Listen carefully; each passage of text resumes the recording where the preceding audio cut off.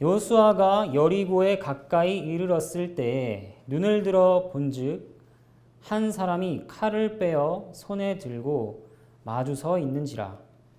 여호수아가 나아가서 그에게 묻되 너는 우리를 위하느냐 우리의 적들을 위하느냐 하니 그가 이르되 아니라 나는 여호와의 군대 대장으로 지금 왔느니라 하는지라.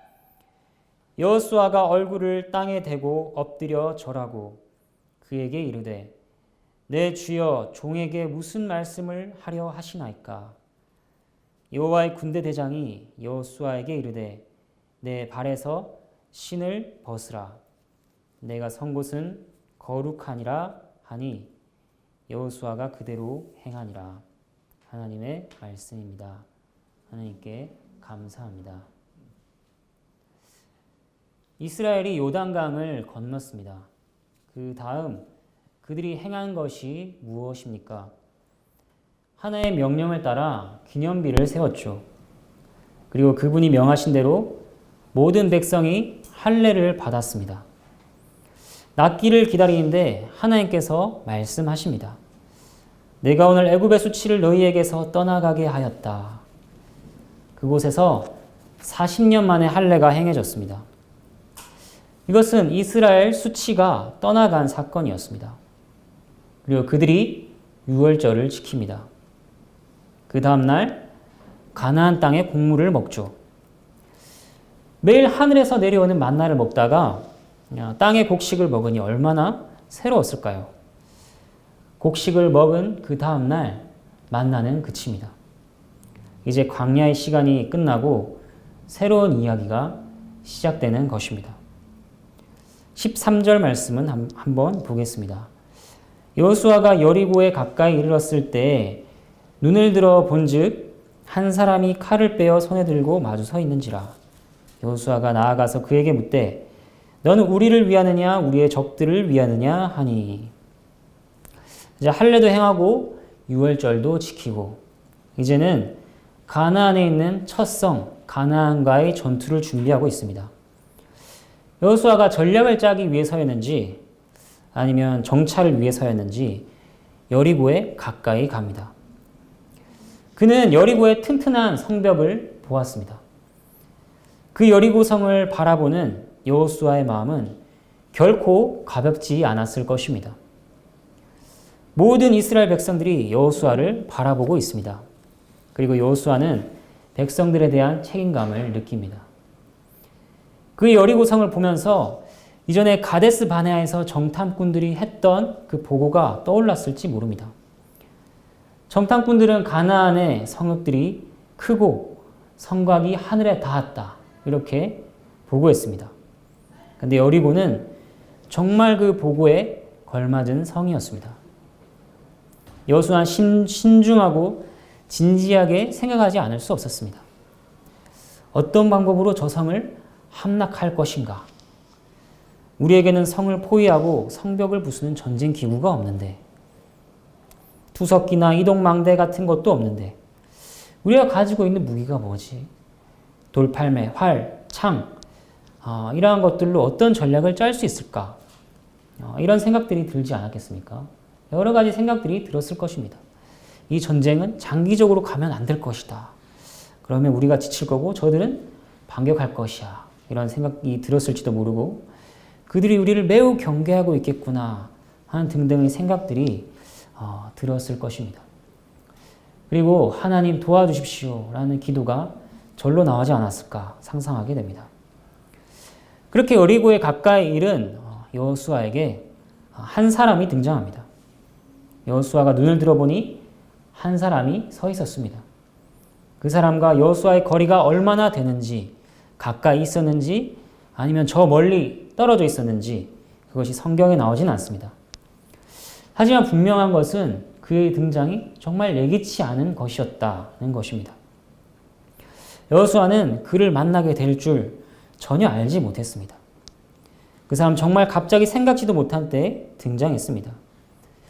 나중에 알게 되겠지만 이 만남은 하나님과의 만남입니다. 여기서 얻을 수 있는 교훈이 있습니다. 신자와 하나님과의 만남이 어떻게 이루어지는가? 그 만남은 항상 하나님의 찾아오심으로 이루어진다는 것입니다. 그리고 우리와 하나님과의 만남에 있어 주도권은 항상 하나님께서 가지고 계시다는 것입니다. 왜 그럴까요? 왜 그 모든 만남의 주도권이 하나님께 있고 하나님께서 찾아오심으로 이루어지는 것입니까? 우리가 하나님을 찾을 수 있습니다. 하지만 우리가 하나님을 만나겠다고 하여서 하나님과의 만남이 이루어질 수는 없습니다.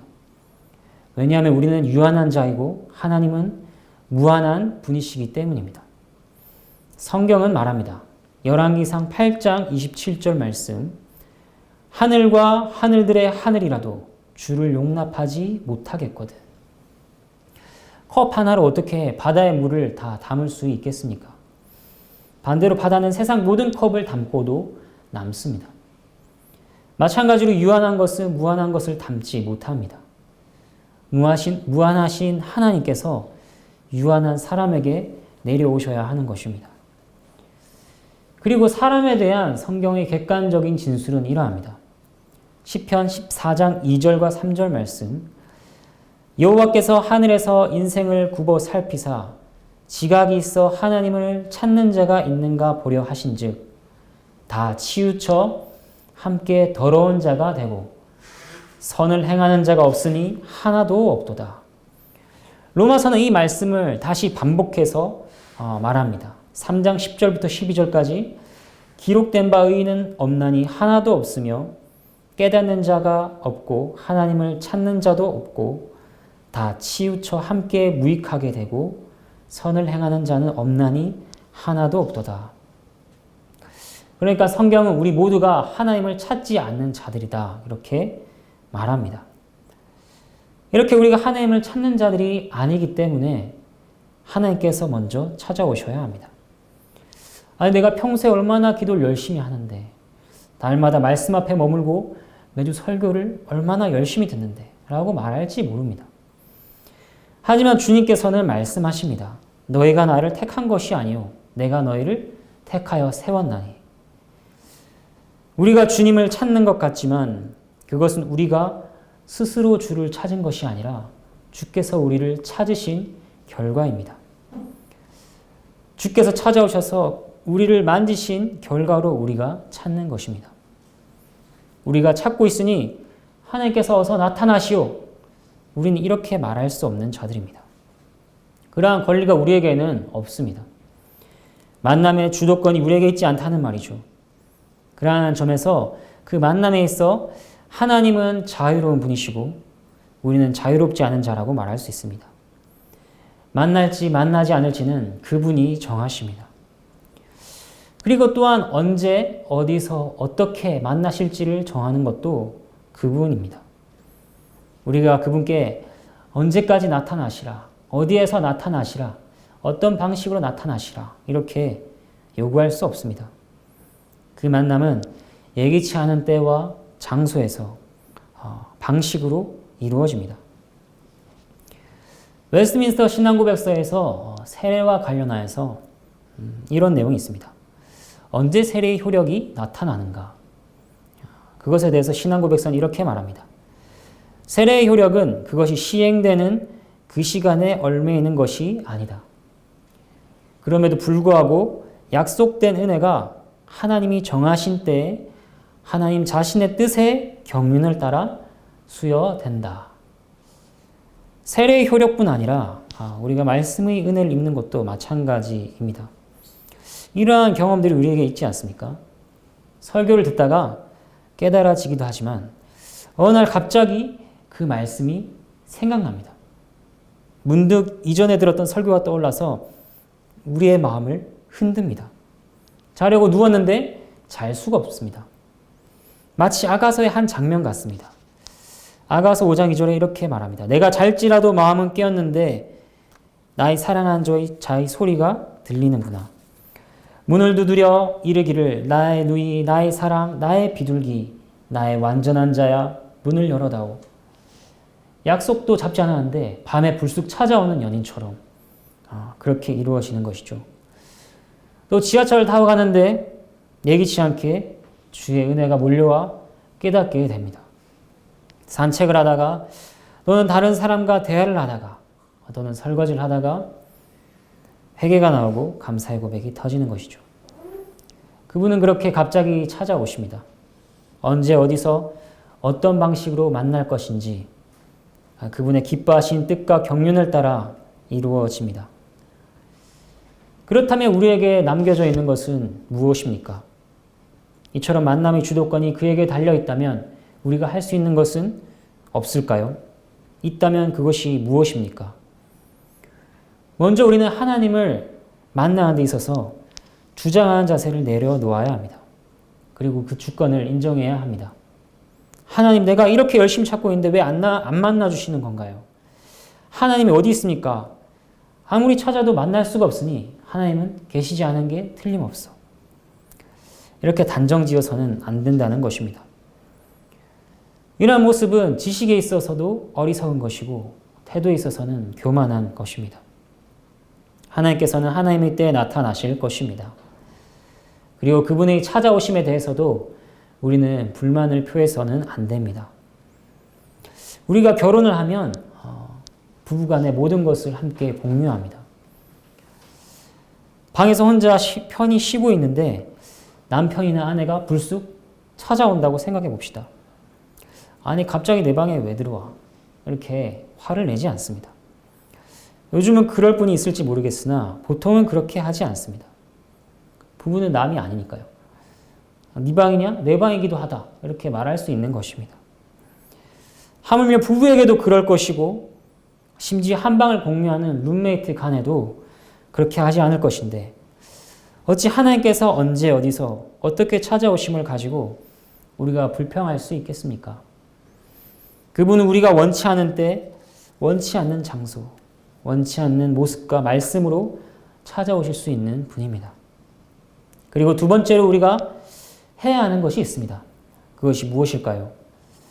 그것은 바로 약속을 믿고 사모하는 마음으로 찾고 기다리는 것입니다. 모든 만남의 주도권이 그에게 있지만 친절하신 주님께서는 그의 자녀들을 위해 약속을 주셨습니다. 마태복음 7장 7절 8절 말씀, 구하라 그리하면 너희에게 주실 것이요 찾으라 그리하면 찾아낼 것이요 문을 두드리라 그리하면 너에게 열릴 것이니 구하는 이마다 받을 것이요 찾는 이는 찾아낼 것이요 두드리는 이에게는 열릴 것이니라. 분명히 말씀에는 언제 어디서 어떻게 받는지 찾게 되는지 열리는지에 대해서는 나오지 않습니다.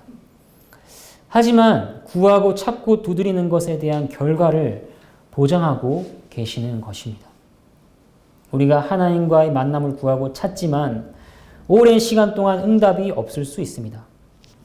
그래서 마치 끝이 없는 터널을 지나는 것처럼 그렇게 어두운 시간을 지날 수 있습니다. 이 때문에 낙담할 수도 있죠. 나는 버림받은 자인가? 언제 이 형편이 나아질 것인가? 그럴 때마다 눈에 보이는 확실한 믿음으로 그 약속을 붙드는 것입니다. 그 약속을 믿고 사모하는 마음으로 찾고 기다리는 것입니다. 기다리는 것이 중요합니다. 잠잠하게 기다리는 자에게 하나님께서는 생각지도 못한 때에 응답하십니다.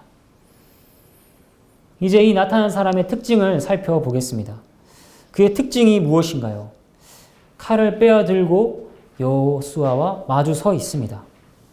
칼을 빼어들고 서 있는 모습을 보아서 그가 단지 가축을 치기 위해서거나 아니면 농사를 짓기 위해서 나와 있지는 않다는 것을 알 수 있습니다. 칼은 무엇인가요? 주로 싸울 때, 전쟁을 할 때 사용되는 것입니다. 또 칼을 허리에 차고만 있는 것이 아니라 칼을 빼어 손에 들고 있습니다. 그 사람은 전쟁을 위한 자요, 또 즉각적으로 싸울 준비가 되어 있는 사람입니다. 그가 자신이 맞은편에 서 있는 것을 본 여호수아는 적잖이 경계할 수밖에 없었을 것입니다. 그리고 묻습니다. 너는 우리를 위하느냐? 우리의 적들을 위하느냐? 이 말은 이런 것이죠. 너는 우리의 편이냐? 적들의 편이냐? 칼을 들고 있는 너는 우리한테 이익이 되는 사람이냐? 손해가 되는 사람이냐? 이러한 질문에는 뒤에 생략된 말이 있습니다. 우리를 위한다면 우리는 동맹 관계이고 적들을 위한다면 우리도 너를 대적하겠다 하는 것입니다. 이 질문은 너무나도 당연한 질문일 수 있습니다. 낯선 사람에 대한 경계죠. 그런데 사실 이 질문은 굉장히 무례한 질문이라고 할 수 있습니다. 왜냐하면 그 대상이 하나님을 향한 것이기 때문입니다. 하나님은 나를 위하는 분이요 아니면 적을 위하는 분이요. 나를 위하는 분이 아니라 적을 위한다면 나도 하나님을 대적하겠어. 우리가 어찌 이렇게 말할 수 있겠습니까? 오해를 해서는 안 됩니다. 여호수아가 지금 하나님께 대하여 그런 마음을 가지고 있다는 것이 아닙니다. 지금 여호수아가 이렇게 묻고 있는 것은 그 사람과의 만남이 하나님과의 만남인 것을 알지 못하기 때문에 그렇게 묻는 것입니다. 이 장면에서 우리가 얻을 수 있는 교훈은 이것입니다. 하나님을 하나님으로 알아보지 못한다면 하나님을 향해 이렇게 질문을 한다는 것입니다. 교회를 다닌다고 하지만 수많은 분들이 하나님을 향해 똑같이 묻습니다. 하나님, 당신은 나에게 도움이 되는 존재인가? 아니면 나에게 불이익을 주는 존재인가? 실제로 그렇게 기도하지 않는다고 하여서 그들의 중심에 그런 마음이 없는 것이 아닙니다. 그래서 도움이 되지 않는 하나님이라 여겨지면 금방 믿음을 저버리고 떠납니다. 자신에게 불리함을 가져다 준다 생각되면 돌아서 버리는 것입니다. 그러한 신앙을 우리는 인본주의적 그리고 실용주의적 미신이라고 부릅니다. 자기중심적이며 자신에게 쓸모가 있는가를 따집니다. 그러한 모습은 자신이 상대하고 있는 분이 하나님이신지 진정 깨닫지 못하기 때문에 일어나는 일입니다. 하나님을 만나지 못했기 때문에 감히 하는 질문인 것이죠. 그렇다면 하나님을 하나님으로 알아본 자는 어떻게 질문을 해야 할까요? 그는 이렇게 물어야 합니다. 과연 나는 하나님을 위하는 자인가? 하나님의 적들을 위하는 자인가? 과연 나는 지금 하나님의 편에 서 있는가? 하나님의 적들의 편에 서 있는가? 하나님께서도 동일하게 우리에게 물으십니다. 너는 나를 위하느냐? 나의 적들을 위하느냐? 너는 나를 위하여 싸우느냐? 나의 적들을 위해 나를 대적하는 일에 고군분투하고 있느냐? 이러한 질문은 우리의 마음 중심을 돌아보게 합니다. 14절 말씀을 한번 보겠습니다. 그가 이르되 아니라 나는 여호와의 군대의 대장으로 지금 왔느니라 하는지라.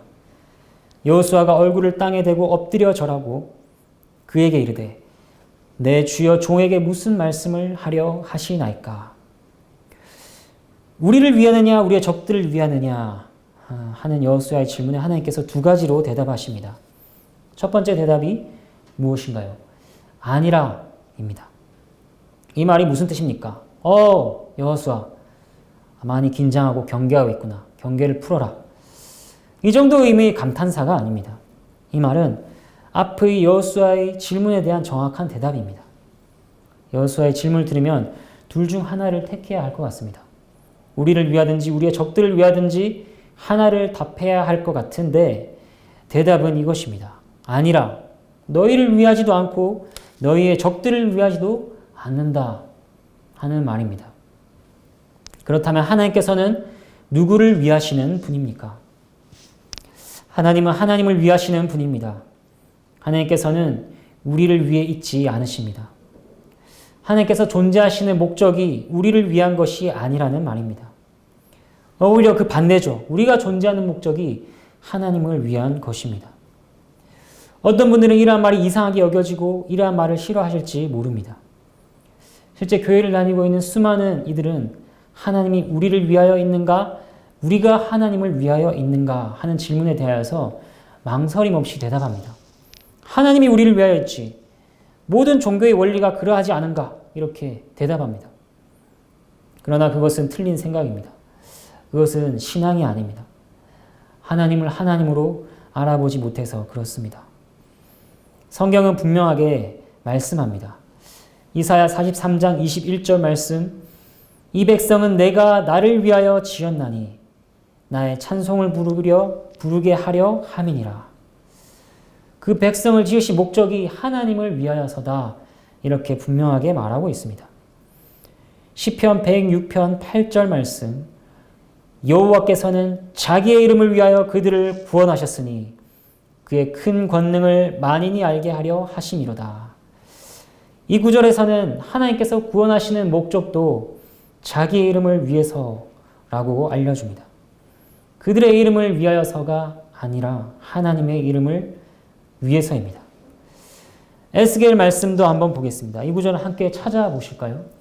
에스겔 20장 말씀입니다. 에스겔 20장 21절과 22절 말씀을 교독하겠습니다. 에스겔 20장 21절에서 22절 말씀입니다.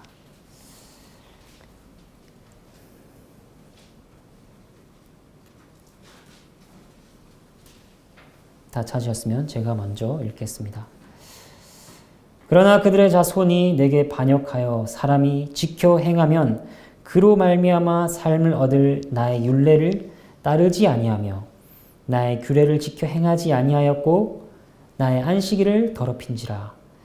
이에 내가 이르기를 내가 광야에서 그들에게 내 분노를 쏟으며 그들에게 내 진노를 이루라 하였으나 내가 내 이름을 위하여 내 손을 막아 달리 행하였나니 내가 그들을 인도하여 내는 것을 본 여러 나라 앞에서 내 이름을 더럽히지 아니하려 하였음이로라. 반역하였고 율례와 규례를 행하지 않고 안식일을 더럽혔습니다. 분노를 쏟으시려고 합니다. 하지만 손을 막고 다르게 행하셨는데 그 이유가 바로 하나님 당신의 이름을 위해서였다는 것입니다. 하나님께서 참고 인내하고 용서하시는 근거도 하나님의 이름을 위하시는 것에 있다는 말입니다.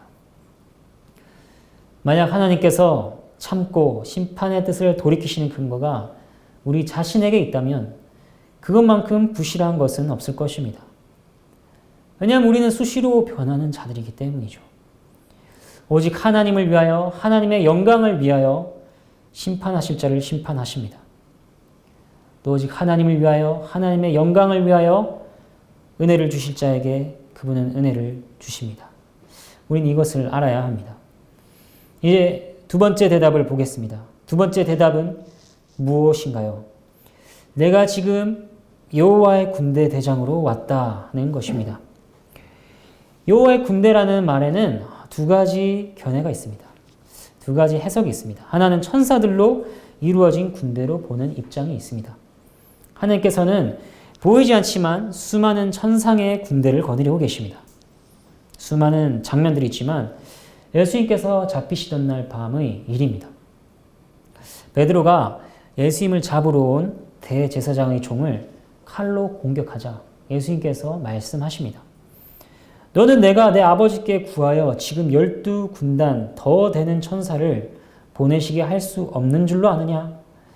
이러한 말씀을 통해 우리는 천사 군단들이 있다는 것을 알게 됩니다. 지금 여호와의 군대 대장이라고 할 때 여호와의 군대가 그러한 천사들로 이루어진 군대일 수 있는 것이죠.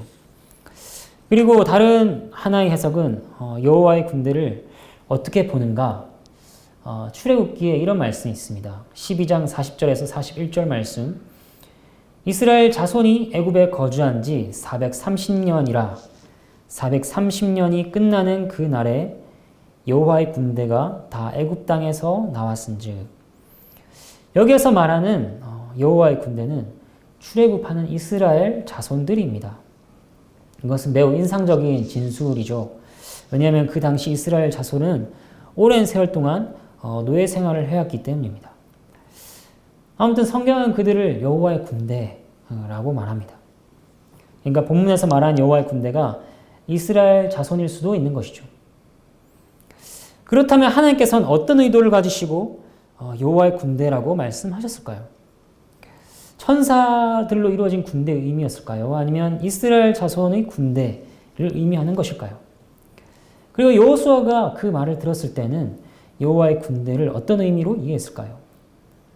제가 봤을 때 그것은 그렇게 중요한 것은 아닌 것처럼 보입니다. 이 말을 하시는 하나님이나 이 말을 듣는 여호수아에게 포인트는 어떤 군대냐에 있는 것이 아닙니다. 반전을 일으키는 말은 여호와와 대장이라는 말에 있는 것으로 보입니다. 너희도 아니요 너희의 적도 아니요 여호와를 위하여 나는 왔노라. 나는 여호와께 속한 자다. 너에게 속한 게 아니다. 너희의 저에게 속한 자도 아니다. 그리고 나는 그 여호와의 무리의 수장 대장으로 왔다는 것입니다. 여호수아는 그 말을 듣고 그 군대가 어떤 군대입니까? 묻지 않습니다. 그저 그가 여호와와 같은 분이시구나 하는 것을 알고 즉시 엎드립니다. 그러니까 그 군대가 어떤 군대이냐보다 자신이 누구이신가를 알리기 위한 말인 것입니다. 이 대답으로 분위기는 반전이 이루어집니다. 여호수아의 눈이 띄어져서 하나님을 알아보게 됩니다. 그의 반응이 무엇인가요? 첫째로 그의 반응은 바로 얼굴을 땅에 대고 절을 했다는 것입니다. 그가 누구이신지를 알게 되었기 때문에 나오는 반응인 거죠. 칼빈을 포함해서 많은 신학자들은 여기에 나오는 여호와의 군대 대장이 누구냐 했을 때 그분을 사람의 모양으로 오신 성자로 이해합니다. 단지 천사 중의 우두머리 천사가 아닌 것이죠. 구약에는 사람의 모양으로 등장하지만 여호와의 명칭이 사용되는 경우가 있습니다. 아브라함에게 찾아오신 경우도 있고 야곱과 씨름한 경우도 그렇습니다. 본문의 장면도 그런 것이죠. 하나님께서 사람의 모양으로 오신 것입니다. 그것은 특별히 여호수아가 절을 하는 장면에서 더욱 명확해집니다. 만약 그가 천사 중의 하나였다면 그는 절을 받지 않았을 것입니다. 요한계시록을 보면 사람이 천사에게 절을 한 장면이 나옵니다. 요한이 바로 천사에게 엎드려서 경배하려고 하는 장면이 나옵니다. 그러자 천사가 뭐라고 말했을까요? 나도 너와 같은 하나님의 종이다. 삼가 그리하지 말고 오직 하나님께 경배하라. 이렇게 대답합니다. 그 천사만 유별나게 그렇게 구는 것이 아닙니다. 모든 천사는 자신에게 돌아오는 찬사나 경배를 오직 하나님께 돌리라 라고 말합니다. 우리가 여호수아가 얼굴을 땅에 대고 엎드려 절하는 모습을 통하여서 얻을 수 있는 교훈이 있습니다. 그것은 바로 그가 오직 유일한 경배의 대상이시라는 것입니다. 하나님을 하나님으로 알아본 자는 가장 먼저 주께 대한 경배로 이어집니다. 하나님을 아는 지식은 이러한 경배에 있습니다. 하나님을 경배한 것을 보면서 그가 하나님을 알고 있구나 알 수 있는 것입니다. 우리가 영원한 하나님 나라에서 처음부터 마지막까지 행할 것도 다른 것이 아니라 바로 경배입니다. 이제 여호수아의 두 번째 반응을 살펴보겠습니다. 하나님을 하나님으로 알아본 여호수아는 주께 경배를 올려드리고 묻습니다. 무슨 말씀을 하시려나이까? 무슨 일로 찾아오셨고 하시려고 하는 말씀이 무엇입니까? 이렇게 묻고 있습니다. 이런 질문은 당연하고 자연스러운 것 같습니다. 하지만 그것은 자연스러운 것이 아닙니다. 많은 사람들이 그렇게 하지 않습니다. 대신 이렇게 묻습니다. 하나님, 제게 이런 문제가 있는데요. 어떻게 하면 좋을까요? 여호수아도 그렇게 물을 수 있었습니다. 하나님께 절하고 나가서 여호와의 군대 대장이시여, 제가 여리고를 앞에 두고 있는데 어떻게 하면 좋겠습니까? 이렇게 묻지 않습니다. 그렇게 묻는 것이 잘못이 아니죠. 우리가 우리의 문제를 놓고 하나님께 의뢰하고 하나님을 의지해야 합니다. 그런데 여호수아는 자신에게 닥친 문제보다도 하나님께서 말씀하시고자 하는 것이 무엇인지에 그것이 더 마음의 우선이었고 귀를 기울이고 있다는 것입니다. 우리는 항상 우리 중심으로 기도하고 말씀을 읽고 듣는 데 익숙한 자들입니다.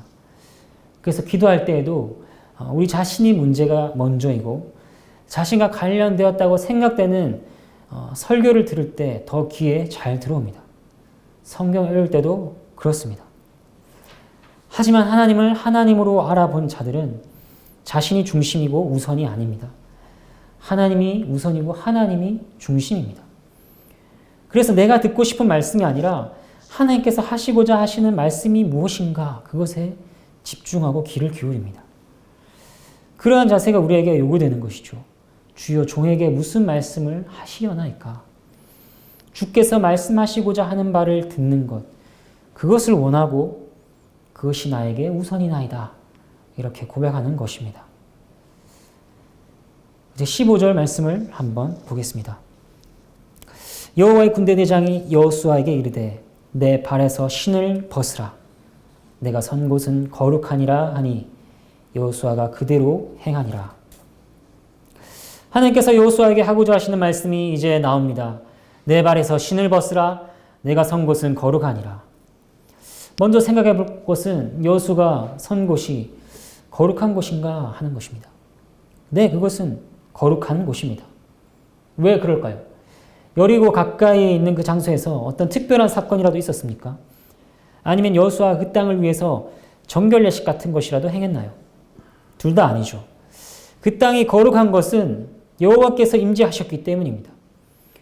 아무것도 아닌 땅이 거룩해지는 이유는 하나님께서 그곳에 계시기 때문입니다.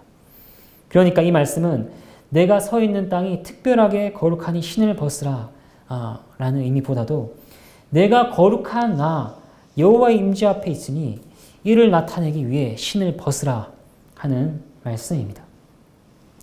이제 생각할 것은 신을 벗으라, 그것이 의미하는 바가 무엇인가 하는 것입니다.